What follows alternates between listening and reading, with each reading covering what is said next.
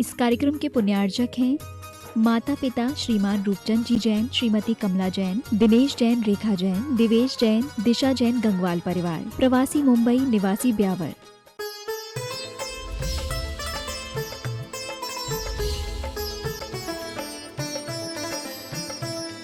मंगल में मंगल करण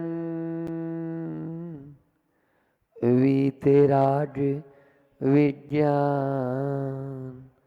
नमो ताहि जाते भय अरहंता दीमान। जो विद्याधि सागर सुधी, जो विद्याधि सागर सुधी, गुरु है हितैषी। शुद्धात्म में निरत नित्य हितोपदेशी। वे पाप जिस्मृ तुम्हें जल सयाने, पूजूं उन्हें सतत केवल ज्ञान पाने। वंदू उन्हें सतत केवल ज्ञान पाने। एलोरा के मूल नायक चिंतामणि पार्श्वनाथ भगवान की, परम उपकारी संत शिरोमणि आचार्य गुरुवर विद्यासागर जी महामुनि राज की, स्वयंभू स्तोत्र के रचयिता आचार्य समंत भद्र स्वामी महाराज की, पूज्य मुनि श्री 108 दुर्लभ सागर जी महाराज की।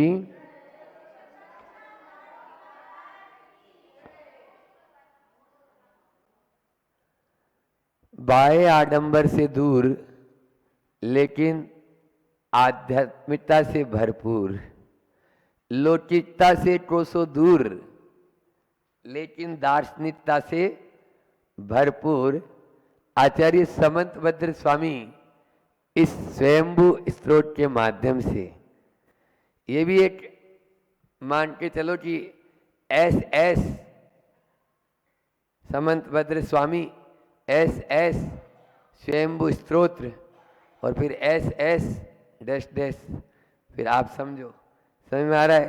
तो ये कह रहा है कि यस, हमको एस यानी यस हाँ भरो कि हाँ स्वयंभू स्तोत्र में एक एक श्लोक के माध्यम से जो भी बात कही वो हमें हृदयंगम करनी है। कल एकांत दृष्टि प्रतिषेधी तत्वम, बहुत अच्छी बात, 90 तीर्थंकर पुष्पदंत भगवान की 2 कारिकाओं के माध्यम से अपन ने की कि एकांत दृष्टि जो होती है वो तत्व का प्रतिषेध करने वाली होती है, तत्व को सही रूप से प्ररूपित करने वाली नहीं है।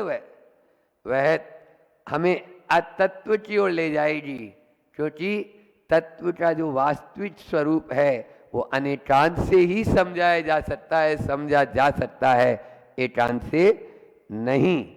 ऐसी कल अपन ने की और वहां पर तो गुरु जी ने बहुत अच्छा आइको भी इसके लिए दिया कि एक आंख भी काम में आती।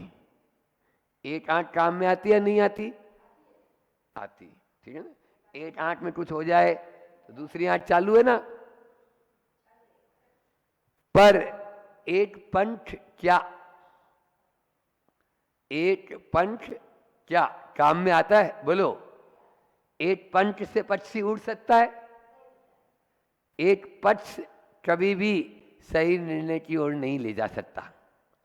बस अपने पंख को, दोनों पंखों को लेकर ही पक्षी आसमान की उड़ाई को भर लेता है। उसी प्रकार से हमें भी स्व और पर या निमित्त और उपादान, कारण कार्य, एक अनेक, भेद अभेद, सामान्य विशेष, सब दोनों पक्षों को लेकर ही हम वस्तु तत्व का सही निरूपण कर सकते हैं और उसको अपन हृदयंगम कर सकते हैं या लड़ाई से बच सकते हैं। समझ में आ रहा है। फिर दूसरी कारिका में भी कल अपन ने जाना था कि विधिर निषेधस्य शून्य दोषाद, विधि और निषेध ये दोनों साथ में रहते हैं, क्योंकि एक मुख्य है और एक गौण है। समझ में आ रहा है? निषेध का मतलब यहाँ पे गौण, एक को विधि, हम उसको कर रहे हैं। तो विधि और निषेध इन दोनों को यदि आप स्वीकार करेंगे तब तो वस्तु है, अन्यथा शून्य दोषात, शून्य का दोष आ जाएगा, कुछ है ही नहीं, जीरो हो गया। क्यों? आपने अपनी ही बात ठोक दी, दूसरे को स्वीकार ही नहीं किया। हमने उदाहरण भी दिया था दीवार की, ये इस साइड है, उस साइड भी दीवार है, दिख नहीं रही अलग बात, लेकिन दीवार है या नहीं है उसको हटा के बता दो। उसको हटाओगे तो ये भी नहीं रहेगा दोनों ही चले जाएंगे। सिक्के के दो पहलू जैसे साथ रहते हैं हर चीज में दोनों, तो इसी प्रकार से है। उसी बात को और दो कारिकाओं के माध्यम से आज अपन और देख लेते हैं, श्लोक के माध्यम से, या तीनों हो जाए तो तीनों भी कर लें, ताकि बीच में क्यों छोड़ें, ऐसा भाव है। तो पूरा पुष्पदंत भगवान का भी हो जाएगा। नित्य और अनित्य दोनों वस्तुएं जो है दोनों प्रकार की है ना? नित्य भी है और अनित्य भी है। पहले अपन कारिका देखते हैं, श्लोक देखते हैं, फिर बाद में अर्थ और भावार्थ भी देखेंगे। नित्यं तदेवेद मिति प्रतीतेर,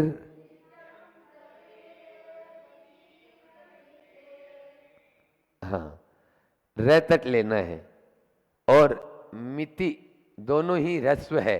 मीति ऐसे बोलेंगे तो भी गलत है, मी बड़ी हो गई ती छोटी हो गई, और मीति ऐसे बोलेंगे तो भी गलत हो गया, क्योंकि ती बड़ी हो गई और मी छोटी हो गई।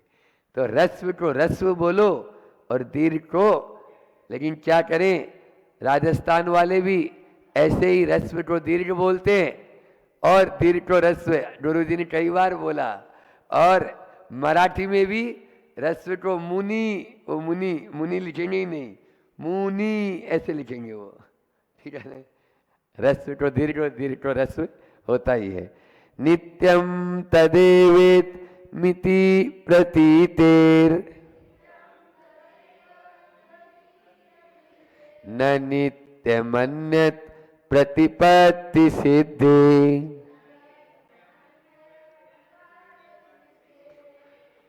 न तद विरुद्धम वैरतरंग,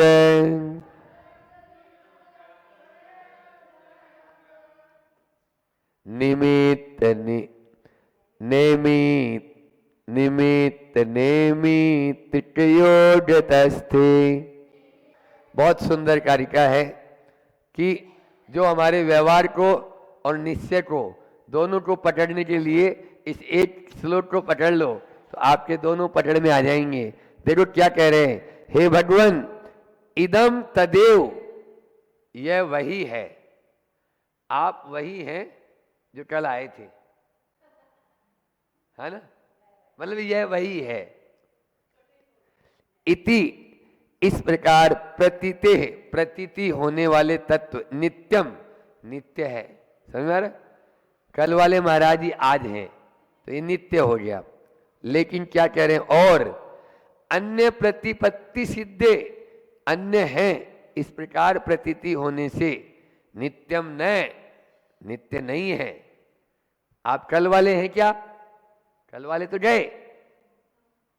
प्रतिपल हम नया नया नया नया कुछ कर रहे हैं, इसलिए यह वह नहीं है, ऐसा कहना अनित्य। ते आपके मत में बहिरंत अंतरंग निमित्त नैमितिक योग्यता है। बहिरंग और अंतरंग कारण और कार्य के योग से तत्व नित्य नित्यात्मक तत्व विरुद्धम न, विरुद्ध नहीं है। यह वही है और यह वही नहीं है, दोनों बोल रहे हैं। क्या बोला? यह वही है और यह वह नहीं है। दोनों चीजें एक ही बात में होती है, तब वह तत्व आपका सही प्रतिपादित होता है। पहले हम युवा थे या बालक थे। आज बालक है क्या? बाल सफेद हो गए। बोलो, युवा है क्या? तो बालक नहीं है, युवा नहीं है, इस अपेक्षा से आप वो नहीं है, लेकिन आप वही हैं मदन लाल जी जो पहले थे। समझ आ रहा है? नहीं तो व्यवहार का ही लोप हो जाएगा। इसलिए अंतरंग और बहिरंग दोनों को पकड़ो। अंतरंग को पकड़ोगे तो एक से काम होने वाला नहीं है। अंतरंग की अपेक्षा से द्रव्य वही है, लेकिन पर्याय की अपेक्षा से द्रव्य बदलता रहता है। लेकिन क्या करें, कुछ लोगों का ऐसा मानना होता है कि पर्याय जो है अलग है और द्रव्य अलग है, इसमें गड़बड़ा जाएगा। द्रव्य से रहित पर्याय कोई रहेगी नहीं, और पर्याय से रहित द्रव्य कभी रहेगा, यही सत्य है। वहां पर आता है ना कि गुणों के समूह को द्रव्य कहते हैं, और गुण पर्यवत द्रव्यम, गुण और पर्यायवत द्रव्यम, द्रव्य उसका किसका नाम है? जो गुण और पर्याय से सहित है, वो वत उसी वत है। तब यानी ऐसा नहीं कि पर्याय से रहित द्रव्य आपको कहीं देखने को मिल जाए, 3 काल में नहीं मिलेगा। एक बार ऐसा हुआ कि सुनो, ये बोल रहे हैं कि जो है 2 मित्र थे। अब वो दोनों मित्र गए और प्यास लग रही थी, जंगल में रास्ता भटक गए, और दोनों एकांतवादी थे। एकांतवादी थे। अब गए तो आप लोगों ने कभी देखा होगा, राजगिरी कभी गए हो तो बहुत तेज गर्म पानी आता है। अभी इस सर्दी के महीने में भी, दिसंबर जनवरी में भी वहां पर सूरज कुंड, एक तो ये कुंड है ही अपना राजगिरी वाला, एक हजारीबाग के पास में सूरज कुंड। आप यदि उस सूरज कुंड में, हमने तो देखा, आप उंगली तो लगा ही नहीं सकते, उंगली तो छोड़ो उसके पास में भी नहीं जा सकते। लकड़ी के ऊपर इतना बड़े डंडे पर यदि आप पोटली में चावल बांधेंगे और 30 सेकंड उसमें रख लेंगे, 30 सेकंड, तो आपको तुरंत निकालो, नहीं तो हलवा बन जाएगा। जमीन में से पानी आ रहा है, वो इतना तेज गर्म, उबलता खोलता पानी, उसका नाम क्या है? सूरज कुंड। हाँ, एक रात वहां पर भी बिताई हम लोगों ने, उसी सूरज कुंड के बाजू में, वहीं रात में बाहर, बहुत क्योंकि गर्मी का मौसम था तो बाहर दहलान में वहीं पे रहे। तो कहने का मतलब ये है कि ऐसा ही एक सूरज कुंड उन दोनों मित्रों को मिल गया। अब वे दोनों मित्र पहुंचे और वहां पर जो है आपके जैसे ही पानी देखा तो एक गया और सीधा मुंह उसमें लगाने लगा। अब मुंह जल गया, अरे रे रे ये क्या?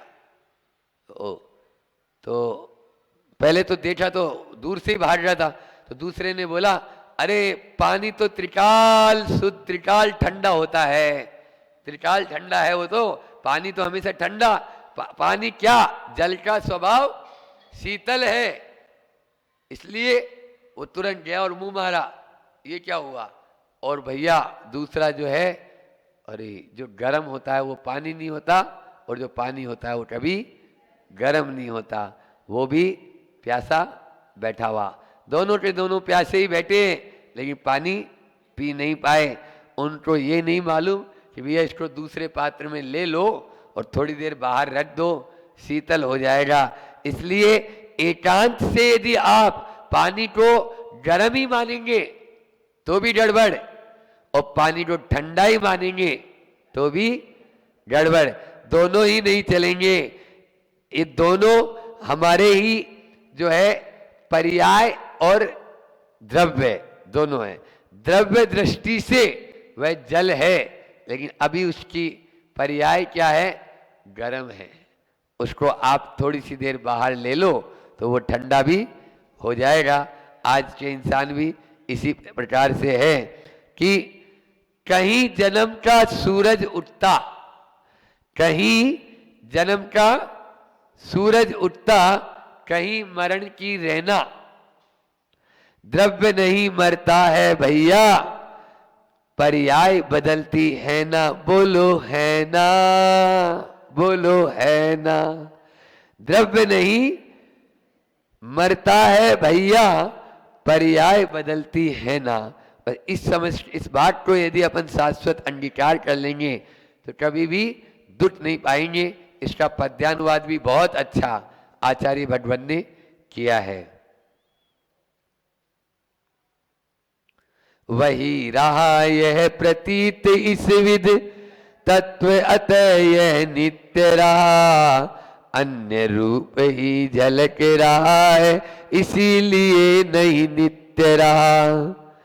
बाहर भीतर के कारण और कार्य योग वश तत्व वही। नित्यात्मक संगत है तब मत का यह सत्व सही। यानी तव मत का यह सत्व सही है। आपके ही मत में नित्य और अनित्य दोनों का वर्णन किया गया। एक कारिका आगे भी इसी अर्थ की बता रहे हैं कि वह द्रव्य एक भी है और अनेक भी है। अनेकमेकं च पदस्य वाच्यं, वृक्षा इति प्रत्यवत् प्रकृत्या। आकांक्षिण शादिति वे निपातो, गुणानपेक्षे नियमे प्रवादे। हे भगवान, पुष्पदंत भगवान की स्तुति करते हुए आचार्य समंत भद्र स्वामी कह रहे हैं, हे भगवान, पदस्य, पद किसे बोलते हैं? पद होते हैं कोई भी अक्षर मिलकर पद बनते हैं, फिर इन पदों को मिला दे तो वाक्य बनता है। समझ आ रहा है? और वाक्य ही पूरा फिर गद्यांश या पद्यांश रूप में होता है। तो यहाँ पर चाहे वो सुबंत हो चाहे तिगंत हो, अक्षरों को समूह को पद कहते हैं। दोनों ही होते हैं, सुबंत भी होते हैं, तिगंत भी होते हैं। उसमें वाच्यम वह अभिधेय प्रतिपाद्य जो भी है प्रकृत्या स्वभाव से ही। वृक्षा इति प्रत्यवत, वृक्षा ये कहते ही बहुत सारे वृक्ष आपकी नजरों में आ जाएंगे। समझ में आया? वृक्ष कहते ही बहुत सारे सब आ गए। अब अलग से कुछ थोड़ी बोला। वृक्ष मतलब बबूल का भी आ गया, आम का भी आ गया, अमरूद का भी आ गया, नीम का भी आ गया, और सारे जितने सेव का भी आ गया, एप्पल का भी, जितने वृक्ष हैं पीपल का भी आ गया। ये वृक्ष, वृक्षा इति ये उदाहरण दे दिया आचार्य भगवान ने। आकांक्षिणा चादिति, यहां पर विरोधी धर्म के प्रतिपादन की इच्छा रखने वाले जो पुरुष हैं, सात इति निपात है, कथनचित अर्थ का प्रतिपादक। ये सात, सात यानी कथनचित है ना, किसी अपेक्षा से, शादवाद बोलते हैं अपन, तो ये सात शब्द गुणानपेक्षे, गौण अर्थ की अपेक्षा न रखने वाले, अनियमे सर्वथा एकांत रूप कथन में वही निश्चय से अपवाद है, बाधक है। यानी जो पद है, कोई भी शब्द है, वो शब्द प्रकृति स्वभाव से ही कोई भी अनेक भी है और एक भी है। अनेकम च एकम, एक, अनेक और एक दोनों रूप होता है, क्योंकि एक ही आपके पद में दोनों विरोधी धर्म बैठे हुए हैं। जैसा कि मैंने उदाहरण दिया था, आपकी साड़ी कैसी है? पीली ही है, फिर ये लाल, नीली, बोलो। इसलिए एकांत से यदि आप पकड़ेंगे तो गड़बड़ हो जाएगा। हवाई जहाज में बोला जाता है, यात्रीगण ध्यान दें, अपनी अपनी सीट पर बेल्ट लगा लें। हवाई जहाज आपके पिताजी का है क्या? आप थोड़ी देर, आधा घंटा, एक घंटा के मेहमान है, नीचे उतरेंगे। समझ में आया? लेकिन अपना विद्यालय बोलते हो कि नहीं बोलते हो? तो ये सब जगह ऐसा ही चलता है। आपको व्यवहार में और निश्चय में दोनों को समझना पड़ेगा जहां पर निश्चय है वहां हम एक हैं, और जहां व्यवहार है वहां अनेक हैं। वृक्ष कहा, सारे वृक्ष आ गए, लेकिन वो नीम का पेड़ है ना, उस पे जा, अब एक हो गया। समझ आ रहा है? फिर उसमें भी डालियां अनेक है, पत्ते और अनेक हैं। तो एक है वहीं पर अनेक है, ऐसा मत समझ लेना कि अनेक अलग है और एक अलग है। बस यही हमारी दुविधा का कारण हो जाता है। आप दुविधा न बनाओ, उसको सुविधा बना लो। पद्य अनुवाद इसका क्या कह रहे हैं? एक द्रव्य वस अनेक गुण वस, वाच्यराय वाचक का, वन है तरु है इस विध कहते, भाव विदित जो गायक का। सर्व धर्म के कथन चाहते, गौण पक्ष पर नहीं माने, एकांती मत कहते उनको, शाद पद दुख कर बुध जाने। यानी वो एकांती जो भी है वो दुखकारी ही होते हैं, दुख ही उठाते हैं। क्यों? मैं ही ठीक हूं, आप ठीक नहीं, आपने जो कहा वो गलत कहा, इसी बात को लेकर अड़ जाते हैं तो लड़ जाते हैं, और लड़ जाते हैं तो फिर भिड़ जाते हैं, और भिड़ जाते हैं तो फिर अच्छा नहीं लगेगा। कहलाती है तप के प्रति, आराधना के प्रति, नियमों के प्रति आस्था। प्राण चले जाएं तो चले जाएं। मुझे कोई बोल तो दे आपको कि इतनी सी औषधि ले लो, आपको खड़े, क्योंकि आचार्य श्री का आहार कितनी देर होता था आपको क्या, आपको तो नहीं मालूम। 7 मिनट, 5 मिनट, 9 मिनट ये आहार होता था। खड़े होने की ताकत नहीं थी उनके पैरों में। 7 मिनट में क्या आप चलाओगे? सोचो तो, विचार तो करो। 5 मिनट, एक दिन 3 मिनट आहार हुए, और फिर उस स्थिति में आकर कोई वैद्य गारंटी ले रहा है और कह रहा है कि ये मेरी औषधि चला दो, ये पत्तों का रस है और ऐसा ऐसा है, 3-4 पत्ते मिलेंगे, इस प्रकार की है। और वो उससे कहते हैं कि नहीं, मैं सल्लेखना के लिए तैयार हूं, लेकिन जो मैंने नियम लिया है उसको मैं नहीं छोड़ूंगा, उसको मैं नहीं तोड़ूंगा। ये कहलाती है नियमों के प्रति आस्था। तब कल्याण होगा। आपको भी ऐसे ही जो नियम आपने लिए हैं इसी आस्था के साथ पालोगे तो निश्चित तौर से ये मान के चलना, आपके देवलोक सेवा करने आएंगे और अपने आप आपके रास्ते आगे बढ़ते चले जाएंगे। बिल्कुल, उसमें आपको पूरी पूरी हो होनी चाहिए, लेकिन अंदर से हाँ, उस नियमों के प्रति आस्था और नियमों के प्रति पूरी पूरी अंदर से भावना, तब वो हो पाता है। तब हम अपने जीवन को ऊंचा और अच्छा बना पाते हैं। नियम तोड़ना, अभी तो और बहुत सारी 4-5 बातें रह गई हैं, लेकिन आपका समय जो है वो पूरा हो गया है और आचार्य भगवान का संस्मरण भी आपको सुनना है। 4-5 बिंदु रह गए, देखते 5 बिंदु जो झूठ की ओर रह गए, बहुत अच्छे हैं वो, और 4-5 आगे के बिंदु वो व्रतियों के लिए विशेष है। जो लोग प्रतिमा आदि लिए हुए हैं उनको और अच्छे से हम बताएंगे। वो सोचते हैं हम झूठ नहीं कर रहे हैं, लेकिन हम बताएंगे कैसे आप झूठ कर रहे हो, कैसे आपका जीवन झूठा है।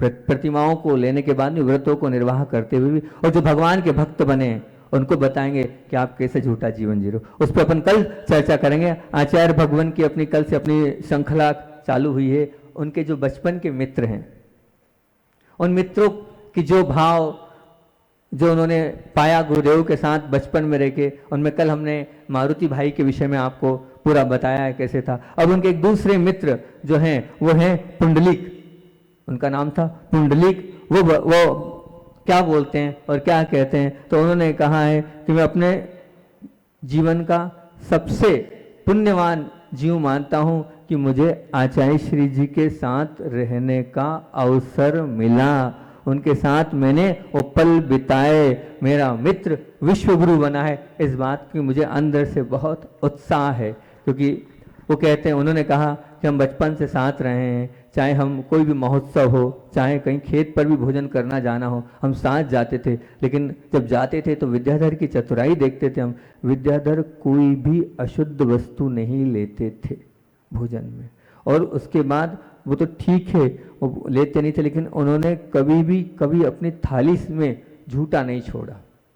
और साथ में हम लोग जब जाते थे तो कुछ अच्छी चीज़ बनती थी तो इतने वात्सल्य और इतने स्नेह के साथ वो अपनी चीज़ को दी, उनके लिए थोड़ी सी भी चीज़ें, लेकिन वो थोड़ी सी भी सबको खिलाते थे। ये वात्सल्य था जब मित्र लोग के साथ वो जब जाते थे और बोले बड़े ही साफ सफाई के साथ रहते थे, बिल्कुल साफ सफाई के साथ वो रहते थे। और कहीं स्कूल से छुट्टी मिलती है, कहीं हम सर्कस मेला दे, हम लोगों की दृष्टि हंसी में है और खेल में है, लेकिन उस खेल में भी कुछ अच्छा निकाल कर वो जब आते थे तो देखो वो ऐसा था, इसका तात्पर्य ये निकलता है हमारे जीवन में ये सीख दे रहा है। मैंने पिछले भी बताया था आपको, पिक्चरों में उन्होंने क्या क्या निकाल कर बताया, बोले इस प्रकार से। और फिर उसके बाद बोले जैन मंदिर हम हमेशा जाया करते थे और वहाँ पर जाकर अधिकतर वो ध्यान लगाते थे, मंदिर में भगवान के सामने बैठकर ध्यान लगाते थे। और उन्होंने कहा उनको कभी हमने नाराज होते नहीं देखा आचार्य श्री जी को, कभी भी उनके चेहरे पर गुस्सा नहीं, क्रोध करते उनको नहीं देखा, उनके जीवन में क्रोध नहीं था, मतलब गुस्सा कभी हुए नहीं, ना उनके जीवन में मायाचारी थी, कभी मायाचारी का व्यवहार नहीं किया, ना ही कभी वो इतने सुंदर थे, हम सब मित्रों में सबसे सुंदर वो थे। बोले पूरे मित्र मिलाएं तो जितने सुंदर वो दिखते थे आप कि उनको देखकर सब ऐसा गदगद हो जाते थे, लेकिन उनको कभी अपनी सुंदरता पर मान नहीं आया, किसी प्रकार का कोई लोभ नहीं, और मात्सर्य तो उनके जीवन में था ही नहीं, किसी से जलने का तो कोई काम ही नहीं है, हमेशा सबकी प्रशंसा उनके मुख से ही निकली है। सोचो, ना जीवन में क्रोध किया, ना मान की, ना मायाचारी की, न लोभ उनके जीवन से निकला, बिल्कुल ऐसा उनका गौरवान्वित जीवन था। उनका तो ये कहना था कि मैं उनके साथ मैं अपने आप को पुण्यशाली और गौरव का अनुभव करता हूँ कि उनके साथ मैंने बचपन अपना जिया है। उनने तो अपना कल्याण कर लिया, वो तो विश्व मानव बन गए, वो तो विश्व गुरु बन गए, वो तो विश्व पुरुष बन गए, वो तो चलते फिरते क्या बन गए, देव मानव बन गए। बस उनके जैसा मैं भी बन जाऊं, यही भावना। बोली आचार्य भवन विद्यासागर जी महामुनि राज की। भगवान बनना है, भगवान के बाजू में बैठना है, तीर्थंकर बनने की वो कला को आत्मसात करना है, तीर्थंकर बनने की वो हैसियत को अपने में लेके आना है, उसकी चर्चा चल रही है। और उसके बिंदु हैं ये अपना मंगलाचरण है। तीर्थंकर बनना है तो हिंसा का तांडव हटाना होगा, तीर्थंकर बनना है तो झूठ का वमन करना होगा, तीर्थंकर बनना है तो चोरी का दामन छोड़ना होगा, तीर्थंकर बनना है तो कुशील का जाल तोड़ना होगा, तीर्थंकर बनना है तो परिग्रह का आग्रह छोड़ना होगा, तीर्थंकर बनना है तो जीवन को निर्दोष बनाना होगा, तीर्थंकर बनना है तो जीवन में सप्तशील की ओर मुड़ना होगा, और तीर्थंकर बनना है तो अष्ट प्रवचन मातृकाओं की ओर झुकना होगा। और अपनी बात चल रही हैगी काहे पर? झूठ बोलने पर, है ना, झूठ बोलने पर बात चल रही है। 15 बिंदुओं से बात प्रारंभ की थी। पहला बिंदु था कि बोलने के पहले सोचो फिर बोलो, झूठ बोलकर मेरे जीवन में क्या प्राप्त होगा। ये जो बिंदु दिए बहुत सोच सोच के लिख कर दिए, ऐसे नहीं है। जब जाते हैं यहाँ से, बैठते हैं शांति से, तो जो आता जाता है वो लिखते जाते हैं और वो आपके बीच में रख देते हैं। अपनी तो ऐसी बुद्धि है, एकदम डायरेक्ट तो अपन कुछ बोल नहीं पाते हैं, पर ये सोच सोच कर चिंतन कर करके आप लोगों के बीच में ये बिंदु दे रहे हैं आप लोगों के लिए। आज फिर और एक नया आया, बढ़ता चला जा रहा है, अभी आगे आएगा वो, तो आज तो नहीं आएगा वो विषय, तो आगे आएगा, उसको भी देंगे हम। तो झूठ बोलकर मेरे जीवन में क्या प्राप्त होगा? झूठ से कभी हम विश्वास को बना पाएं क्या? झूठ क्या कभी उजागर नहीं होगा? एक झूठ को ढकने के लिए जीवन भर कितने झूठ बोलने पड़ेंगे? झूठे जीवन से क्या धर्म को हम अपने जीवन पे ला पाएंगे? झूठ से प्राप्त उपलब्धि क्या आप आत्म उपलब्धि करा पाएगी? झूठ से रिश्तों में क्या मधुरता और स्थिरता रह पाएगी? जितना दिखावा हम करते हैं उतना झूठापन हमारे जीवन में साथ लगा हुआ है। वचन देकर उसे नहीं निभाना ये बहुत बड़ा झूठ है, और नियम लेकर तोड़ना ये उससे बड़ा झूठ है। कल आपको आचार्य श्री की बात बताई थी हमने, सब करना, लेकिन जो आपने नियम लिया है, जो आपने कमिटमेंट किया है, उस कमिटमेंट को कभी भी तोड़ना मत, कभी छोड़ना मत, कभी मुड़ना मत। और आप मुड़ रहे हैं, छोड़ रहे हैं, तोड़ रहे हैं, तो निश्चित ये मान के चलना आपका वो जीवन झूठमय है। अब अगली बात आती है कि सभी लोग यहाँ धर्मात्मा लोग बैठे हैं, सभी लोग यहाँ पर पूजन और भक्ति करने वाले लोग बैठे हैं, सभी लोग भगवान के प्रति आस्था और आराधना रखने वाले लोग बैठे हैं। तो मैं आपसे पूछता हूँ, आप भगवान की भक्ति कर रहे हैं, पूजन कर रहे हैं, लेकिन आपका जीवन भी झूठा हो सकता है। कैसे झूठा हो सकता है?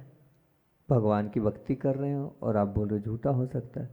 बिल्कुल आपका जीवन भी झूठा हो सकता है, क्योंकि अगर आप भावपूर्वक भक्ति पूजन नहीं कर रहे हैं तो आप खिलवाड़ कर रहे हैं, आप दिखावा कर रहे हैं, आप बनावटी जीवन जी रहे हैं। आप सिर्फ वो अक्षत नहीं है, वो चावल को एक थाली से दूसरी थाली में डालने का काम कर रहे हैं।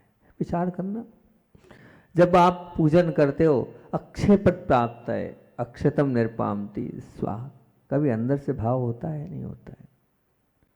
भाव किया आपने कि मुझे अक्षत पद की प्राप्ति हो, आपने वो भाव किया काम बाण विनाशना है, मेरे अंदर की इच्छाएं समाप्त हो जाए, सब कुछ समाप्त हो जाए, इस भाव से मैं पुष्प चढ़ाता हूँ।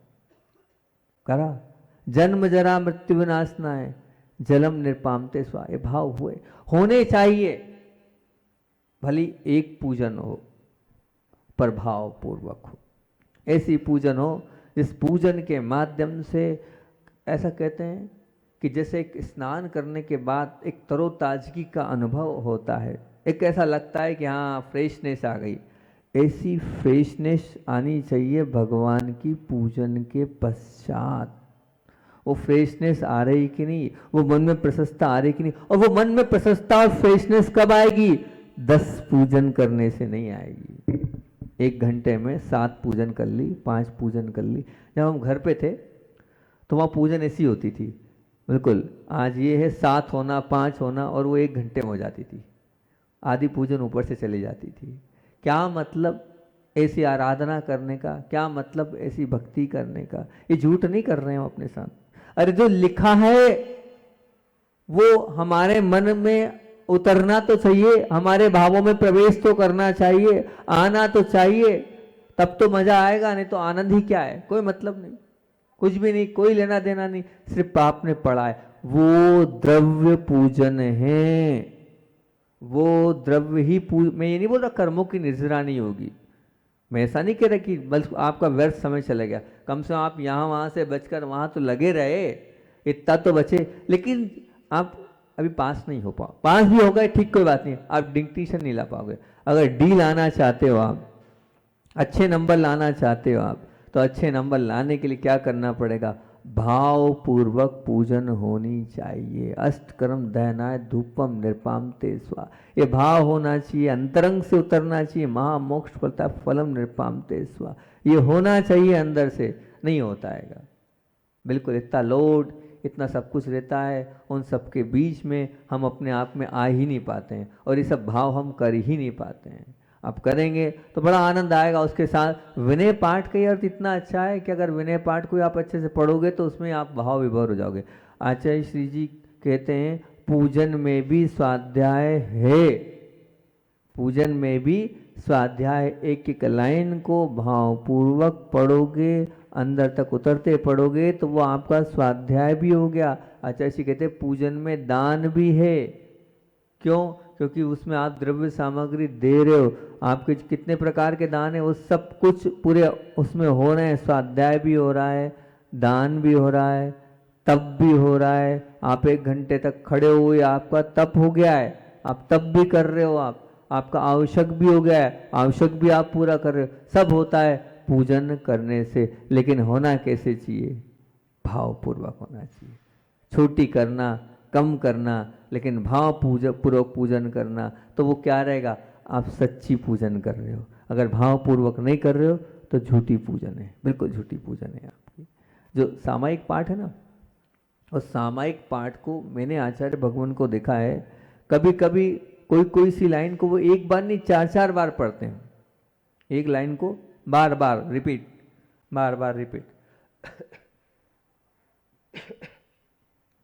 तो जैसे ना, मतलब गुरुदेव जो है उनकी कुछ मतलब सामायिक पाठ की कुछ लाइनें बहुत उनकी फिक्स हैं, तो वो लाइनों को वो बार बार क्यों दोहराते हैं? तो उनका कहना ये 1 बार नहीं 2 बार नहीं, अगर हम क्या बाधा है ये बार बार पढ़ेंगे तभी तो वो हमारे अंदर उतरेगी, तभी तो हम स्वयं कृतम कर्म यदात्मना पुरा फलम तदीयम लभते सुबासो।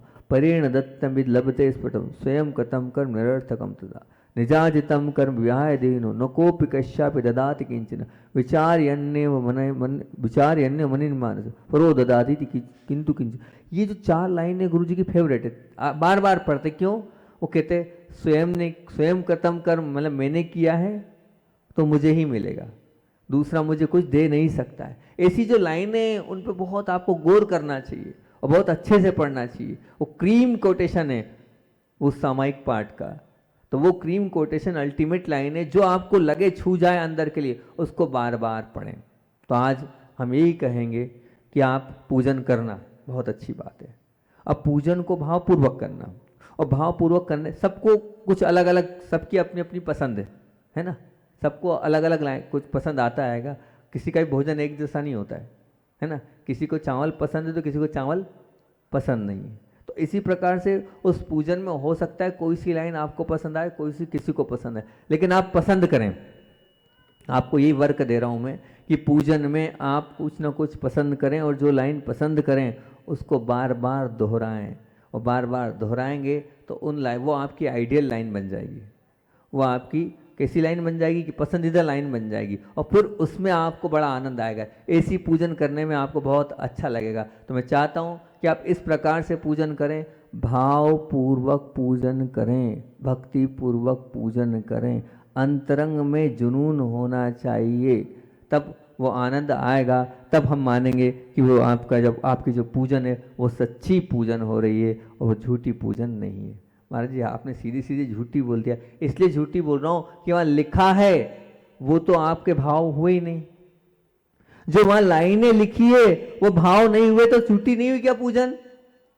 अगर हम सच्चे धर्म पर जाएं, बताओ हुई कि नहीं? हमारा चिंतन तो यही चला कि नहीं झूठा है, क्योंकि जैसे मान लीजिए हम एक चार्ट फॉलो करते हैं अपने, अभी नहीं हो पा रहा, क्या करें, तेज कर्म का उदय है, भावन गजा में तो पूरे 4 महीने उस चार्ट को फॉलो किया हमने।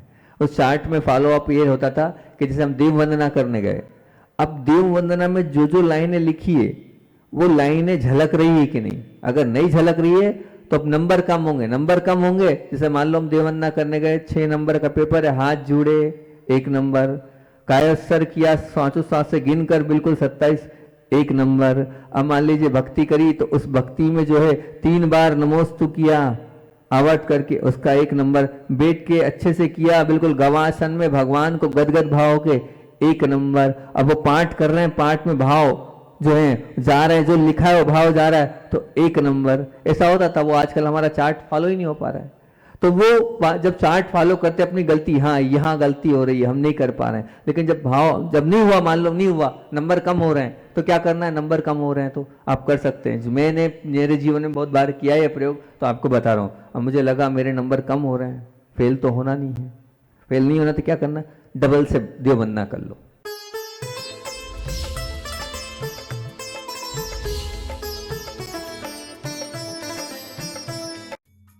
इस कार्यक्रम के पुण्यार्चक थे माता पिता श्रीमान रूपचंद जी जैन, श्रीमती कमला जैन, दिनेश जैन, रेखा जैन, दिवेश जैन, दिशा जैन, गंगवाल परिवार, प्रवासी मुंबई, निवासी ब्यावर।